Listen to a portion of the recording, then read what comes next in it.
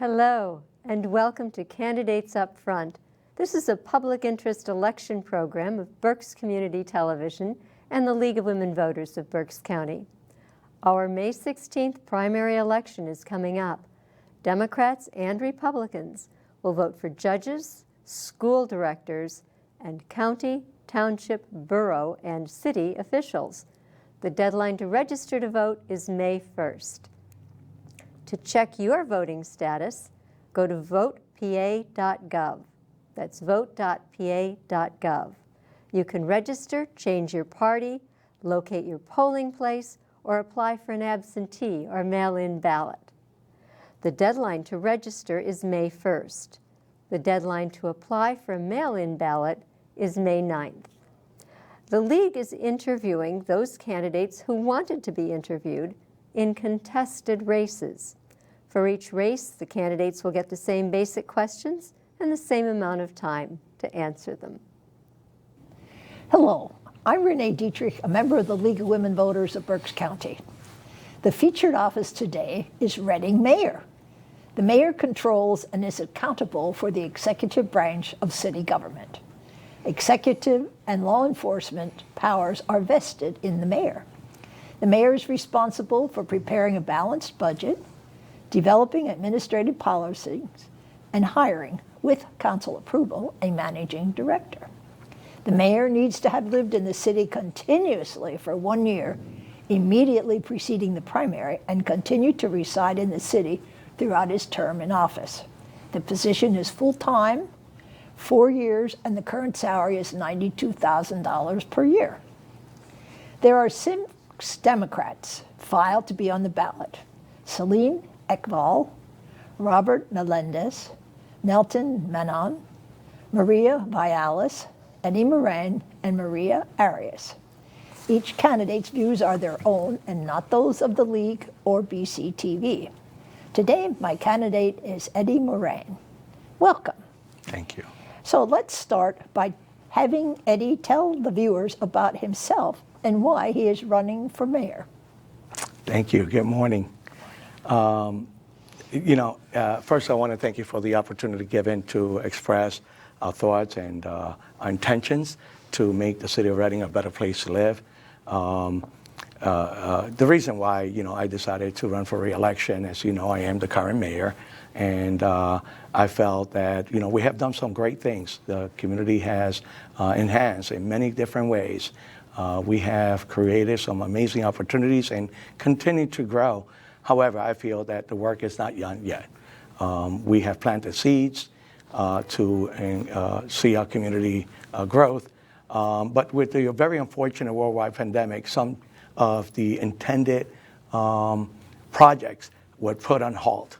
I hate to see those projects and those good intentions not proceed so that it would benefit our community.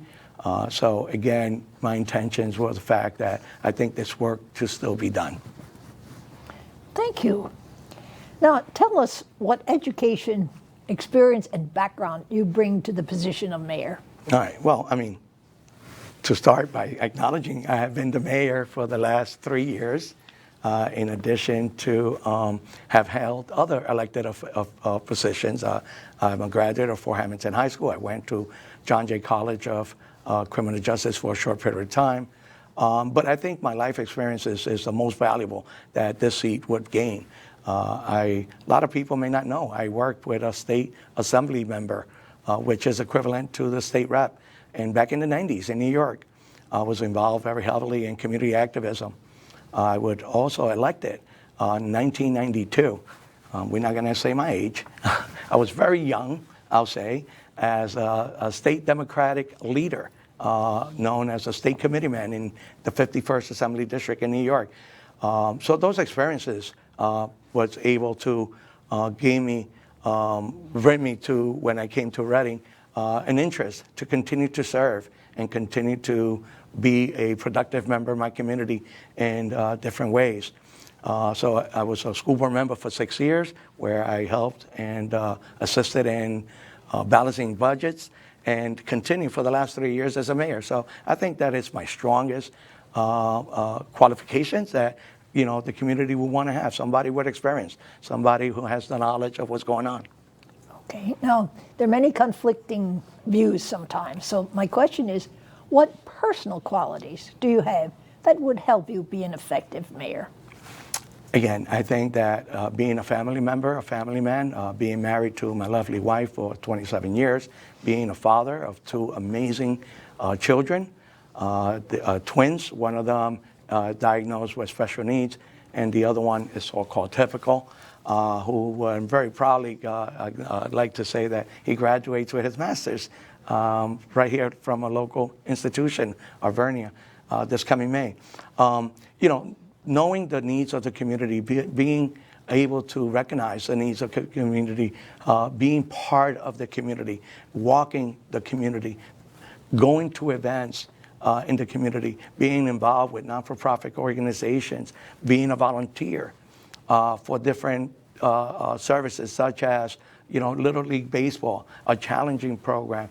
I was part of a volunteer of men that assisted with against violence towards women, domestic violence.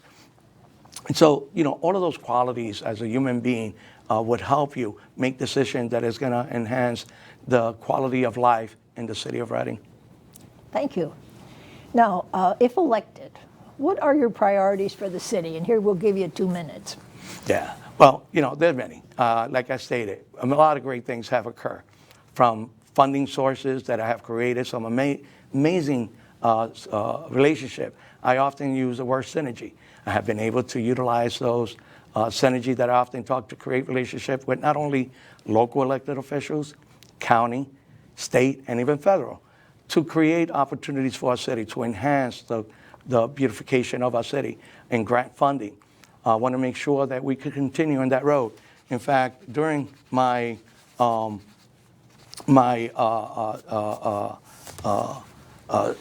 last 3 years, we've made leaps and bounds that no other mayor has done. I like to acknowledge that U.S.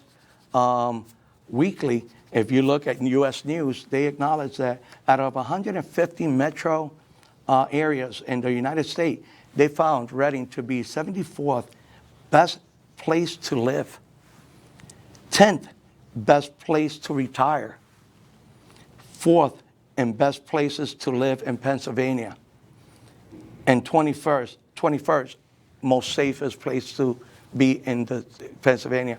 So, and that has all happened in a matter of a couple of years.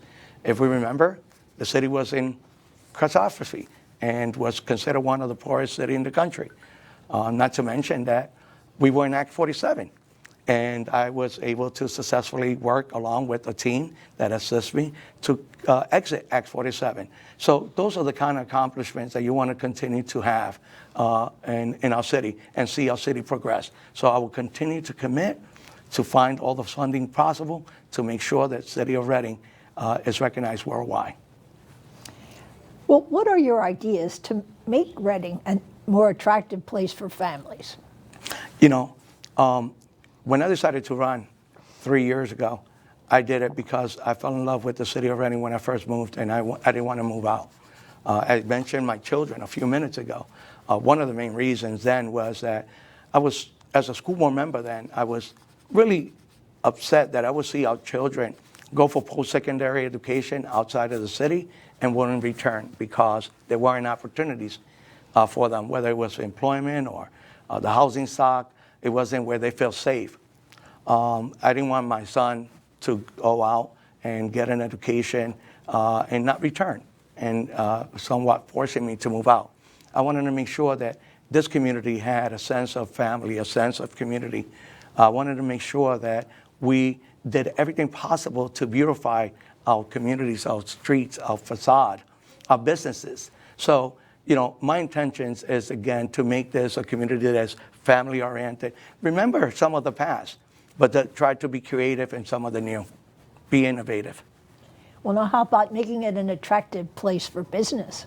Oh my God, that is a priority for me. I often use the tagline, "We are open for business."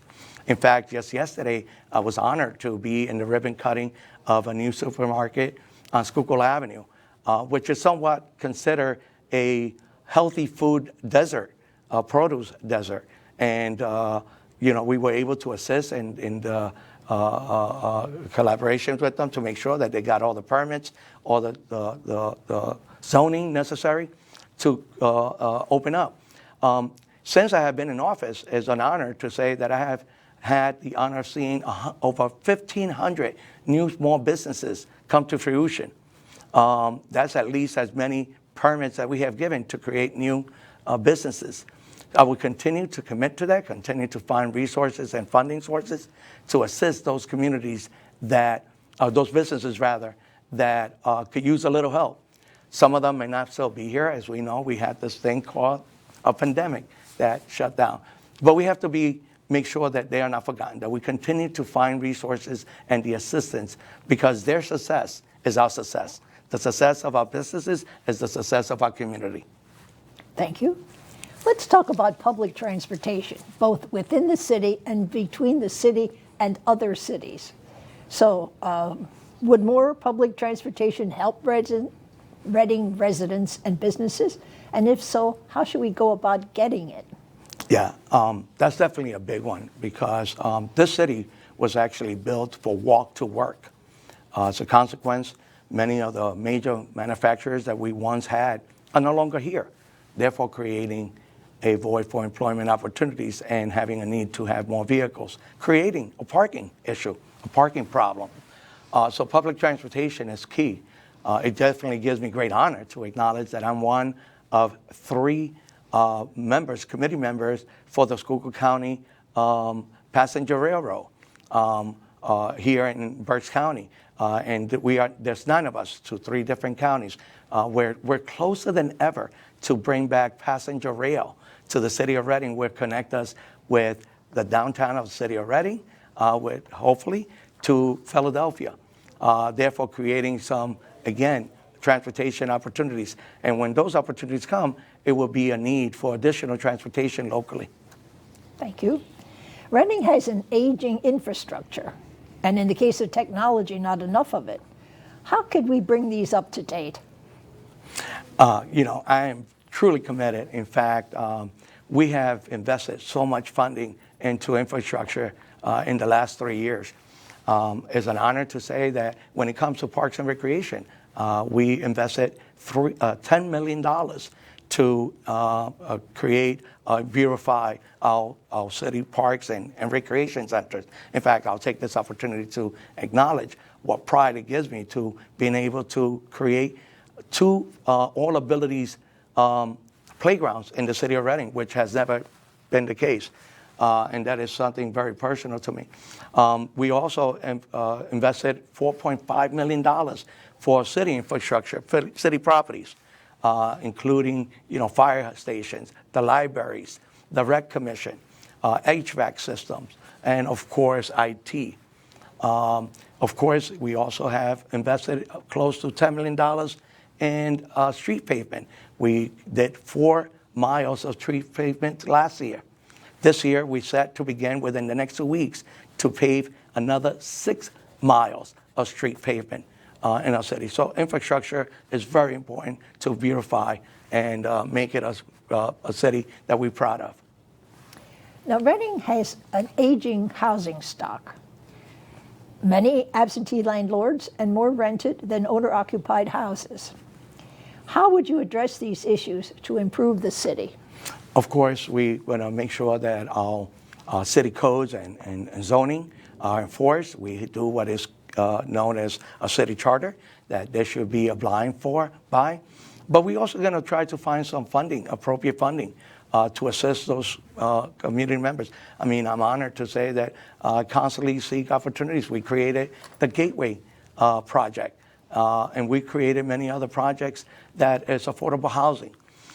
We actually have an opportunity that is beyond my mind that we were able to be selected. It's called the Legacy Grant. The Legacy Grant is to beautify our community through philanthropists seeing what we have to, projects that we have to offer. We're going to concentrate in the south of Reading within the next 18 months. We were only one of 5 different cities that were considered for this. One is Buffalo, New York. The other one is Missouri.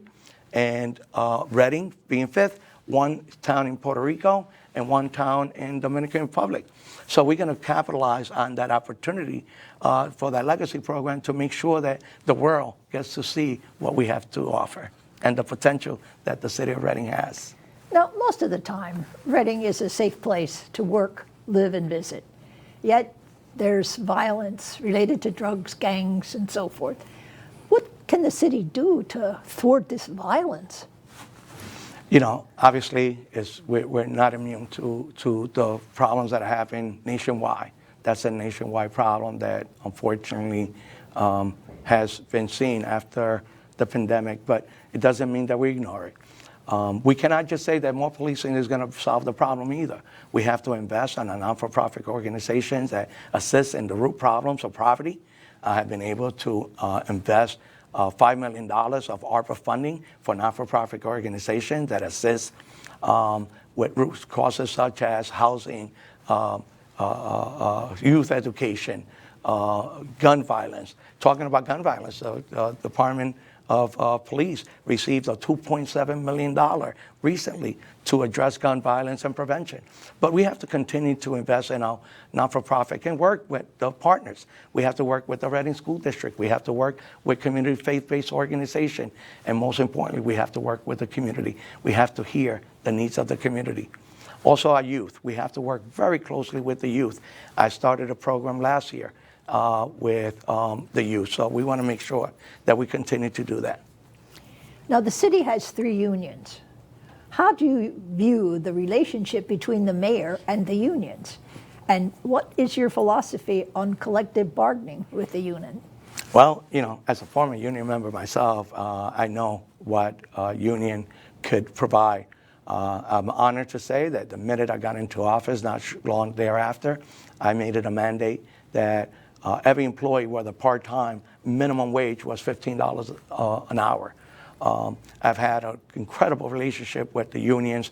I'll go back to my years as a school board member. When I became a school board member, there were 6 unions that had not had a contract in years. And collaboratively with the other school board members, it was a priority for us to make sure that we brought it up to date. No difference here in the city of Reading. I'll make sure that we collaborated with our union brothers and sisters to make sure that we could, you know, find a medium within our budget needs to make sure that we have what is an appropriate contracts. Thank you. Now, there are a lot of issues, but what do you think are the most pressing issues that will face the city in the next 4 years? You know, I think that we have to be honest to one another and make sure that we listen to the community. Violence is something that we will keep a very close on.